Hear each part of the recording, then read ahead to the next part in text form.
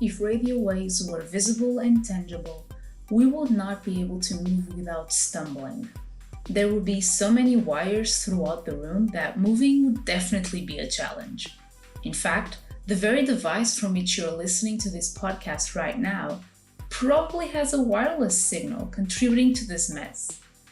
Just to give you a glimpse of it, do you remember listening to the radio only for it to go crackly for a moment and then back?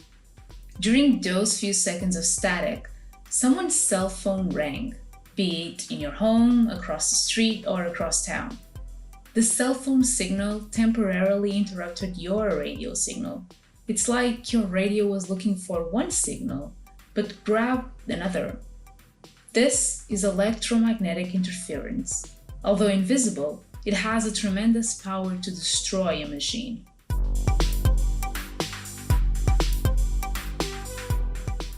Hello and welcome to another episode of Crosstalks. My name is Barbara Pinho and I will be your host. This is a podcast series by the UT Austin Portugal Program that will walk you through the wonders of science-business collaboration. We will be exploring emerging topics in advanced computing, medical physics, nanotechnologies, space-Earth interactions, and technology innovation and entrepreneurship as we delve into the program's industry-driven research projects.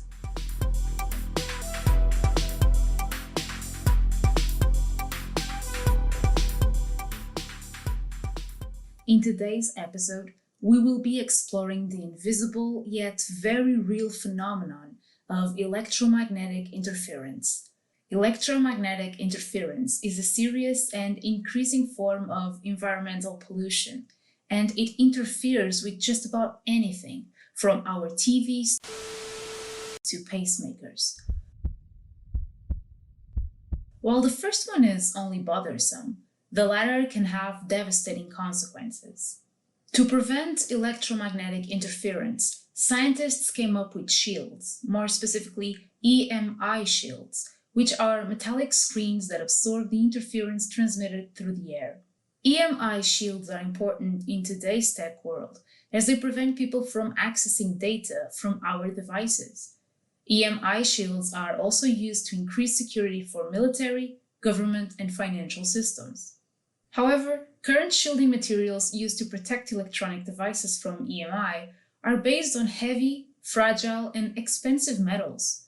Recently, there has been a huge demand for EMI shields with flexible, additive, light, and inexpensive materials to increase autonomy and reduce the carbon footprint. This is where the transatlantic GEMIS project, a 3-year industry-led research project supported by the UT Austin Portugal Program, comes into play. The GEMIS team wants to respond to this demand, and through their research, they believe they have found a highly innovative solution in the fight against electromagnetic interference in the automotive industry. Now, let's hear the experts that will explain this in more detail. They are Bruno Figueiredo and Deji Akinwande.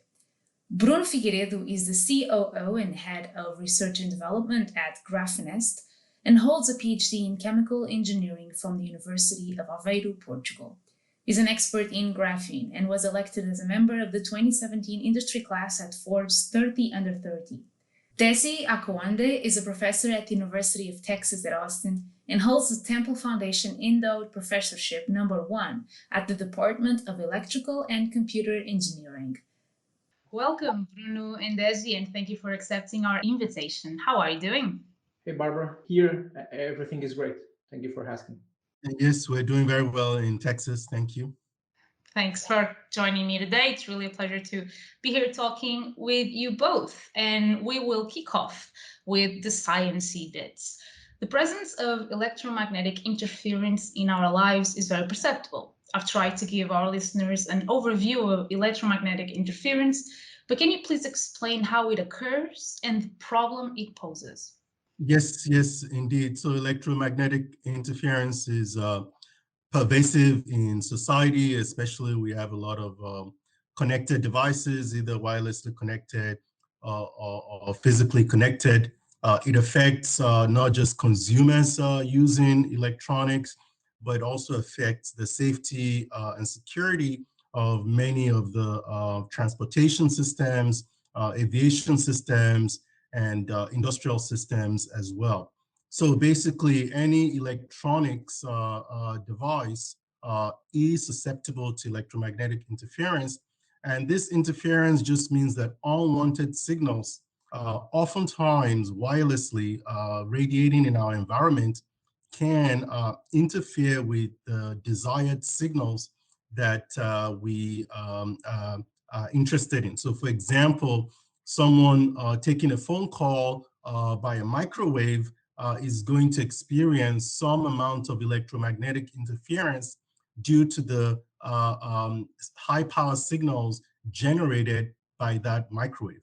Likewise, if you're watching, or streaming a show on TV, your cables that connect to the power supply or to the signal line of your TV can experience electromagnetic interference from adjacent devices that are also connected to the cloud or to the internet. So this is a very serious situation, and it has become even more serious in modern times because now, on average, every person has multiple connected devices. It's interesting to hear the many fields in which this could actually have an impact, and it could, of course, have an impact in our daily lives as a consequence. And I can see that the extent and magnitude of the problem resulting from electromagnetic interference can be quite diverse from what you just said. And from what I've read on the topic, there are 3 different methods to help reduce electromagnetic interference: filtering, grounding, and shielding. Could you talk to me about these differences? Yes, Barbara, you're indeed right. There are multiple ways to reduce electromagnetic interference. It's very difficult to remove it completely, but due to modern advances in engineering, these methods have proved quite effective. So for example, filtering is a way to isolate the signal that you desire, the desired signal, and block out all other unwanted signals. So it's very similar to, let's say, you have a window in a house, that window is going to let light pass through, but other areas of the house that don't have that window will block light. So this is what filtering does. Filtering is very important and a popular technique used in mobile devices because it's one of the best techniques to reduce electromagnetic interference, because in those cases, many of the desired bands are well known. Grounding is also very important, and this is important for mobile devices also because so every signal has a ground. And unfortunately, when you have a mobile device where your ground is the ultimate ground is the battery, the electronic chips may be very far away from the ultimate ground. So these wires, we call them interconnects, but these wires, these very small wires that connect all the electronic chips, these wires can be susceptible to electromagnetic interference. So one of the best ways to reduce this interference is to reduce the length of the wires so that the electronic chips are very close to the ultimate ground, which is the battery. And then that will reduce interference. Shielding is very popular and effective when you have connected devices, TVs, medical instruments, aviation systems, industrial systems, because these wires are carrying very high data signals. So you may be streaming something from your streaming, Netflix or whatever. And so these wires are carrying these very high speed signals, but other devices around them can also interfere with these wires. So normally we think of signals coming through the antenna and then they leave through the antenna, but these electromagnetic signals are so pervasive, they can penetrate a lot of the cables that connect our connected devices. So then it's very important that those cables are well shielded. So one popular way to do that is to have a thick metal layer in those cables. So if you go to the store to buy high performance cables, let's say for your TV, you notice that these cables can be very, very expensive. They're not negligible cost. And that is because they've invested a lot of engineering innovation to make sure the cables are well shielded so that they can block out electromagnetic interference. So those are kind of the 3 methods of preventing electromagnetic interference. Before we actually move on to my next question, I gotta be curious about the cost you just mentioned. Do you have a number that perhaps could illustrate how costly this solution is? Well, so it depends on, the gadget you're buying. But I remember going to the store not too long ago, buying looking at some cables for my TV. And these cables can cost $40-50 because they have the connector, you have the cable, they're all gold plated, and so these are very premium products, and so they can be quite expensive. Of course, you can buy cables very, very cheap, and then you'll be susceptible to electromagnetic interference. But these high performance cables cost tens of dollars, and you can imagine for a medical facility where this is extremely important, or for aviation, aircraft systems, military systems, cable cost and cable weight is a very, very high item. I can see the difference in price, like 5 times pricier. Bruno, would you like to add to the conversation? Yeah, just to confirm what Deji said, I already saw, I think, an audio cable, high fidelity audio cable, costing almost $30K dollars. So it's very high prices for what we are used to see, right? So yeah, the importance of the feature in some cases makes the difference on audio, on the connectivity of certain device. For instance, on military applications, they used to pay for those numbers, so because they need it, they want to have a reliable and secure way to shield or protect something, and that's the only way to do it.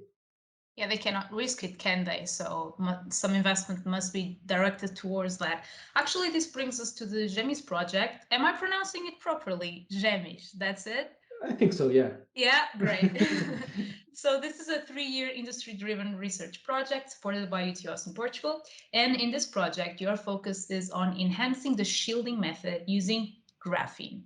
Why is this an idea? And what special features do you think graphene has to offer? What makes it better than other materials to incorporate in this shielding process? Bruno, you are the graphene expert here, so I'd like to hear from you. I don't know if I'm the graphene expert here, but yes, that's a great question. Graphene has been called the most effective material for EMI shielding, electromagnetic interference shielding. Because a tiny amount of mass of this material can deliver a great level of shielding on a large frequency range. And is this like, this happens because it is the most effective due to the electrical conductivity of graphene. Because at the nanoscale, this material is exactly the most electrical conductive one. And composites, and by composites I mean coatings or even plastic composites, benefit exactly from that. Well, conductivity is not the only parameter or the only feature that this kind of solution must have, but is kind of paramount. So you need to have a certain level of conductivity to have shielding at the end. But by using graphene, we are turning insulating materials into conductive materials, and those materials can be used then to have the same kind of shielding performance than metals, for instance. This is what we have been trying to achieve with GEMIS project. I'm just wondering, are we using this material to coat cables like Deji talked about? Would this be to just go around a cable? Am I picturing it properly? So yeah, we are trying to do different things. Part of the things we're doing is to develop a kind of a universal formulation to be used as a coating on the external side, on the outer layer of a cable. But simultaneously, we are looking to develop conductive or graphene-based conductive plastics. And by plastics, I mean even recycled ones can be used to be electrical conductive. So there are two pathways here. On one side, coatings, and the other side, composites, plastics, whatever you want to call it. Okay, so we're not just talking about the coding here, but part of your research work will be done at the nanoscale. We're talking about manipulating materials at a scale level that can't be reached with a conventional microscope, let alone the human eye. This sounds almost like sci-fi, but is actually true. How come? And Deji, I'd like to start with you. So the nanoscale is a phenomena that scientists and engineers have been experiencing now for the past few decades. It's when things behave unusually in general when you make them very, very small. So what do we mean by nanoscale? We mean that making things that are very, very, very small, so to the extent that you cannot see them. So for example, our normal materials like steel, like plastic, sand, all of those we can see with our eyes. Then there are some smaller materials that we need an optical microscope, a bench microscope to see. So those microscopes provide a magnification, let's say, of 1,000. So nanoscale materials are devices or materials so small that you can't even see them with the optical microscope. You need very specialized microscopes that have magnification of 1,000,000. So they're extremely small, as small as the cells or even smaller than the cells in our body. So at this scale, it turns out that many of the material properties change dramatically different from what they were in the normal volume. So a very good example is graphite. Graphite is the stuff that we have in our pencils. It's actually a very, very weak material. And this is why we can use them in pencils. And when we scratch them on paper to write, material peels off from the graphite. We get this graphite from the ground. However, if you make this same material at the nanoscale, it becomes graphene, which is just a single sheet of carbon atoms. And as Bruno just mentioned, this is actually the strongest material in the world.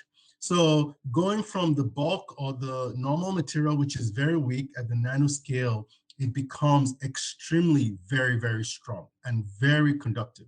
So that is a part of the magic or mystery of the nanoscale. For us at this project, we are trying to get or to turn a bulky material like graphite and changing its properties in marvelous ways. So we are trying to use a bulky material as natural graphite and turn it into graphene to take advantage of the electrical conductivity and the strength on the products we are trying to develop. So that's it. Basically, we are going to nano to then produce micro or even macro scale products. And I think that's the special thing about nano. It's getting the best to be used on common world.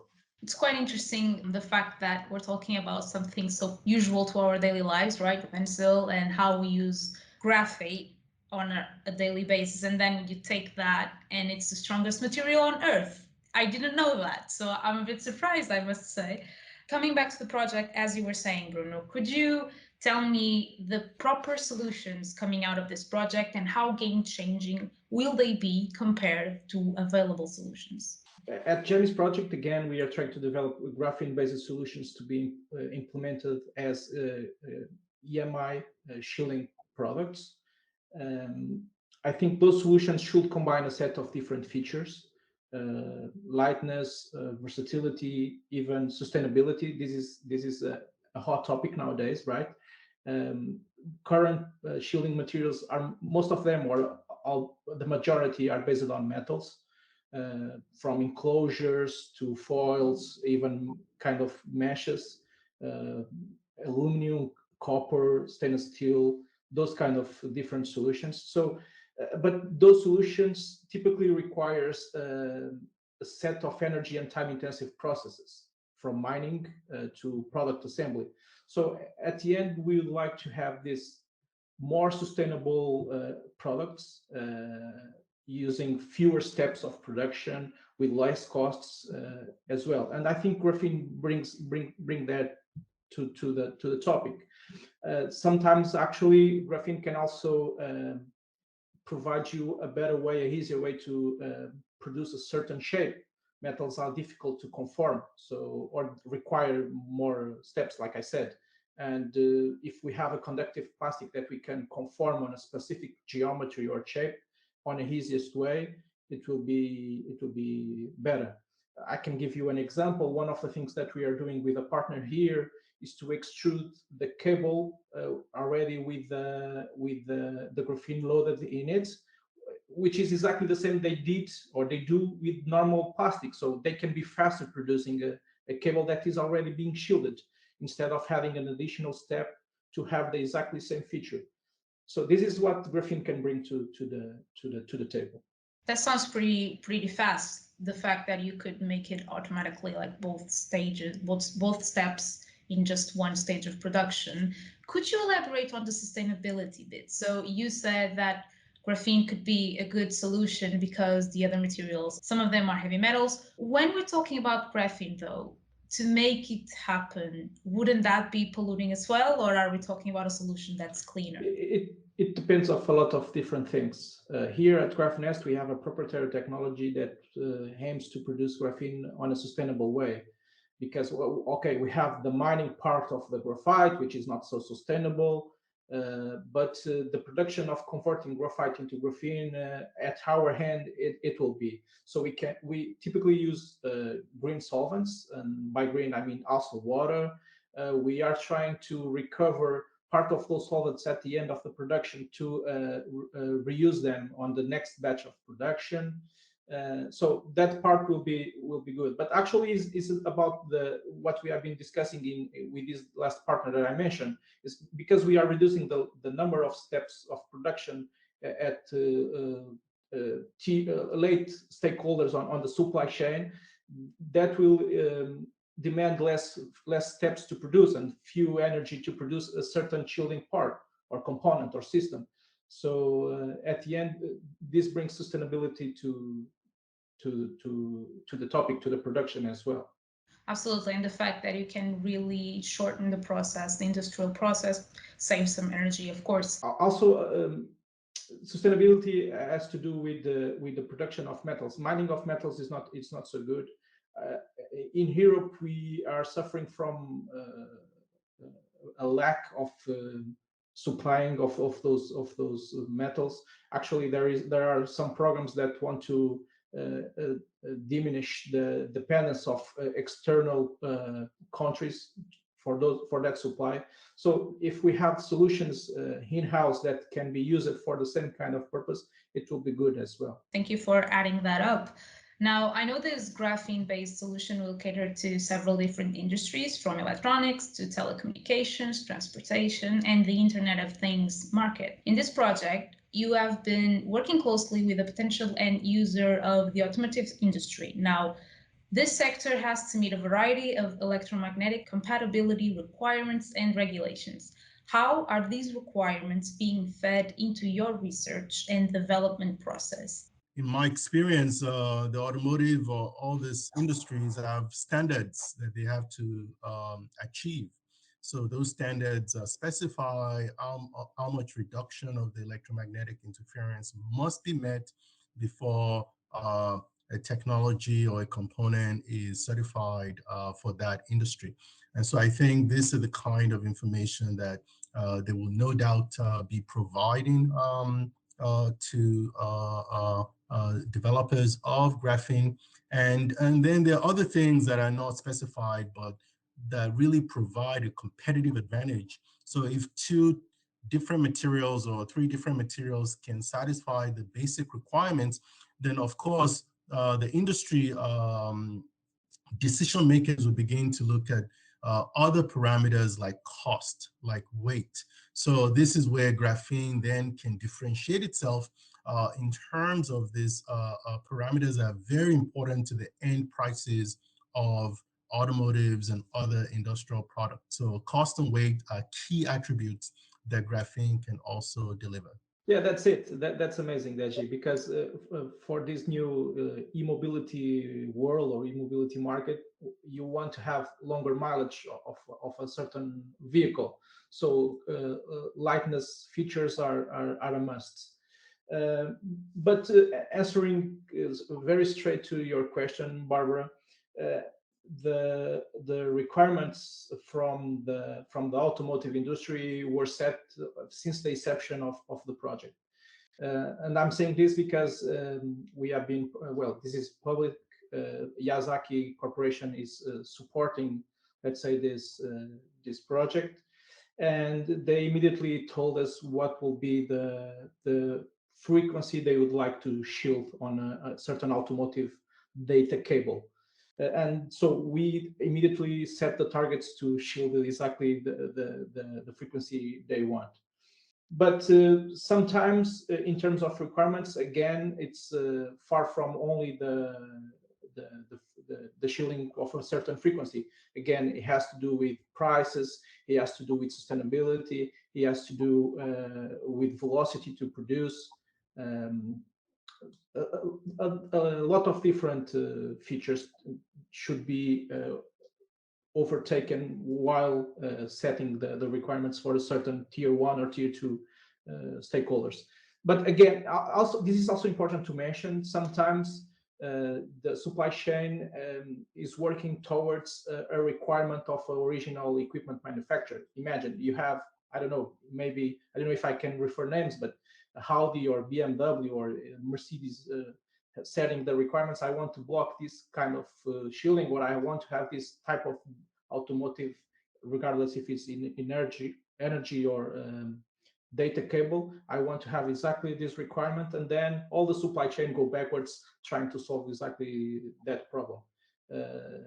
Sometimes they also trigger inside some development. Of course, they want to supply to the OEMs or the next tier novel materials, novel products. But sometimes, or the most of the times, the original equipment manufacturer is the one setting the requirements. In this case, actually, apart from the frequency from the Yazaki, we are trying to look at other things, other frequencies, the typical ones for Wi-Fi, Bluetooth. We're going to also a little bit further on the 5G connectivity network, maybe 6G. This is something we are still discussing internally on the project. But yeah, I think that's all for this question. Is this the partner you were talking about beforehand? The partnership you were discussing, is this still the automotive industry? Yes, and this yes, partner they want specific? to. Yeah, apart from the shielding, they want to become faster and reducing the steps to produce a certain cable.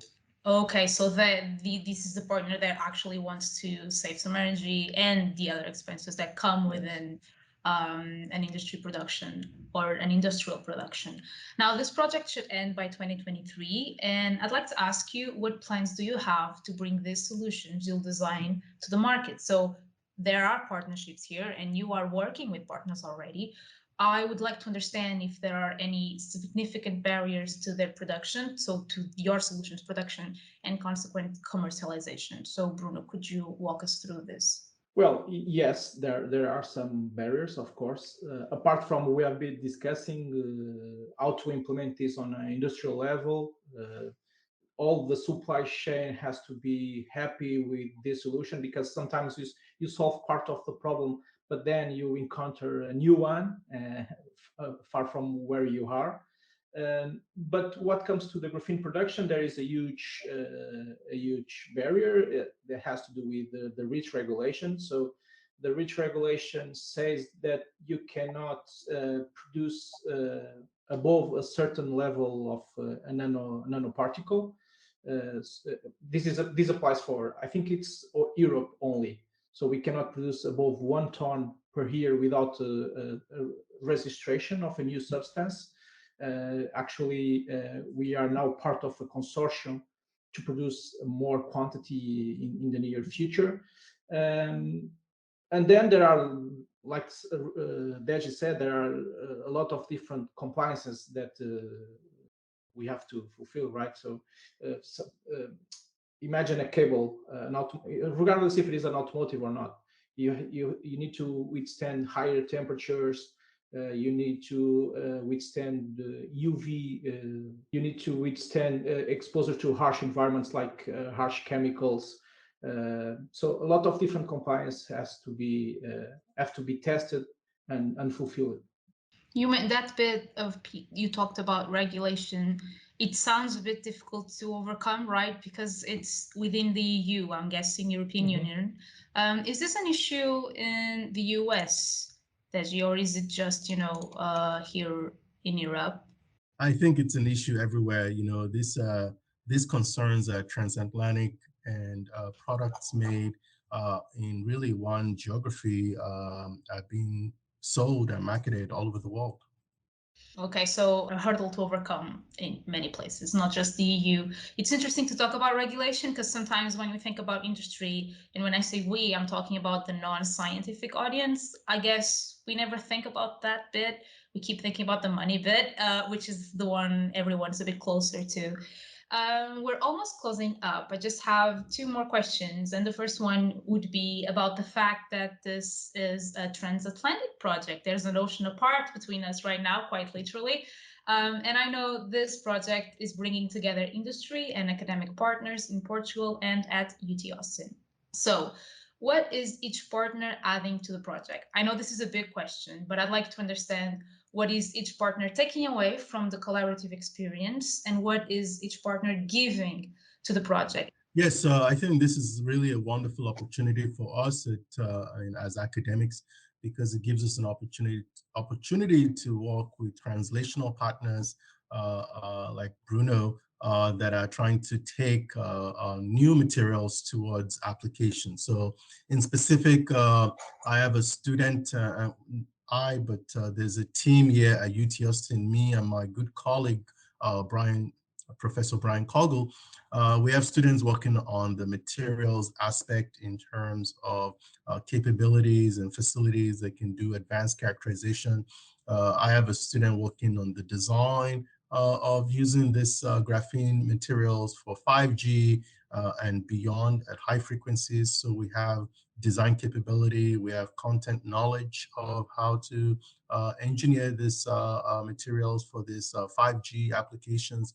And so being able to partner with Bruno to get these high quality materials will then, I think, is a very excellent synergistic collaboration.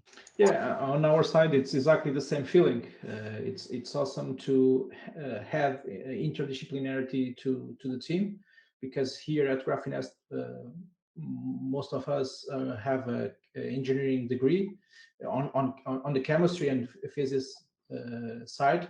So it's good to have people on the part of the electronics side as well, that complement the competences that we have at Graphenest. We cannot forget INL as well. INL is one of the partners of this project.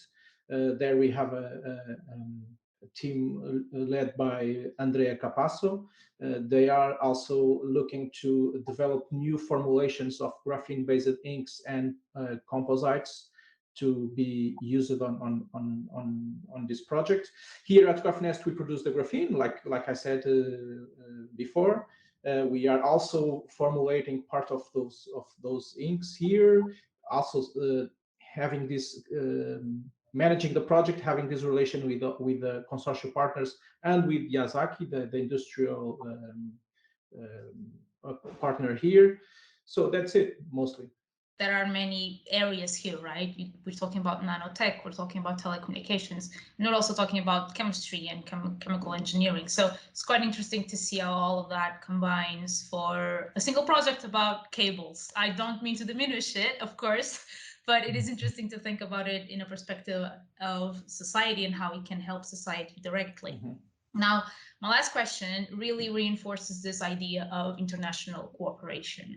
And I'd like to hear your thoughts about how important the program such as UT Austin Portugal has been to push this project forward. Do you think that international collaboration in science and technology calls for similar programs like these? Yes, I think so. I think it's important to have this international collaboration. Again, like Deji said, for us, it's important to have a team of experts on certain topics that we don't have it here in Portugal. For us as a company, it's even more important because we then have access to people that other way it will be impossible.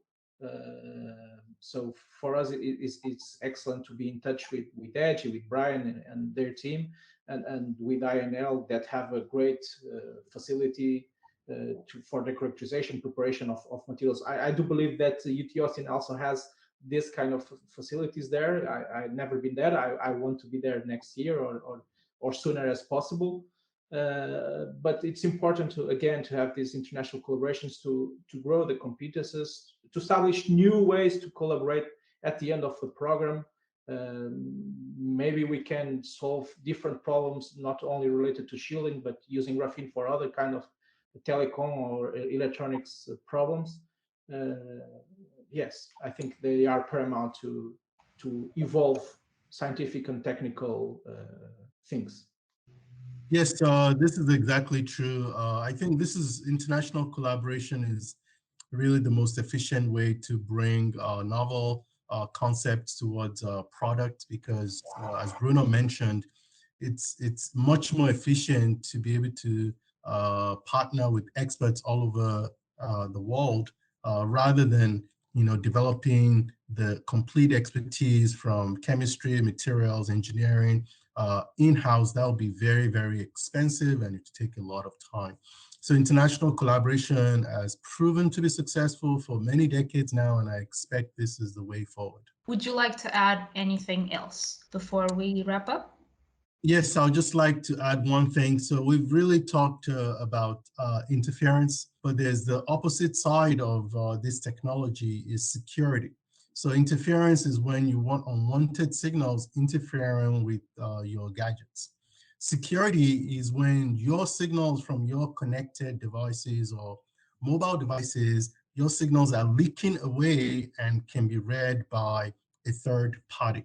So the same ideas that we've talked about for interference, where you can block external signals, those same ideas and graphene technologies can be used for security, where you can protect your signals from being from leaking away from, let's say, your laptop, for example, and then they can be read by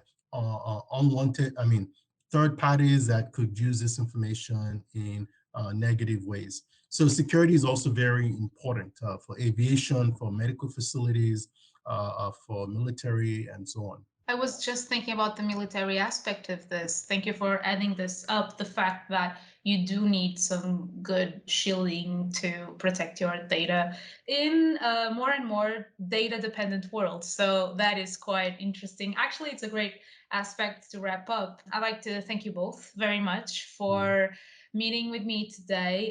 It was very nice to chat with you, and I hope the project goes nicely and you'll have great results by the end of it and by 2023. Thank you. Thank you very much, Barbara. Thank you all for listening to this episode of Crosstalks. If you have enjoyed the episode, and even if you haven't, we would love to hear from you. So make sure to subscribe and leave a review. For additional content, follow us at UT Portugal on Twitter or visit utaustinportugal.org. The GEMIS Project Consortium brings together scientists and business people, in particular staff and researchers from Graphenest, the International Iberian Nanotechnology Laboratory, the University of Minho, and the University of Texas at Austin. The GEMIS is co-funded by the European Regional Development Fund through COMPET 2020 and the Portuguese Foundation for Science and Technology under UT Austin Portugal. The total eligible investment is around 1.84 million euros, with public funding amounting to 1.71 million euros. The UT Austin Portugal Program is a partnership program in science and technology between the Portuguese Foundation for Science and Technology and the University of Texas at Austin, supported by the Ministry of Science, Technology and Higher Education in close collaboration with the Council of Rectors of Portuguese Universities.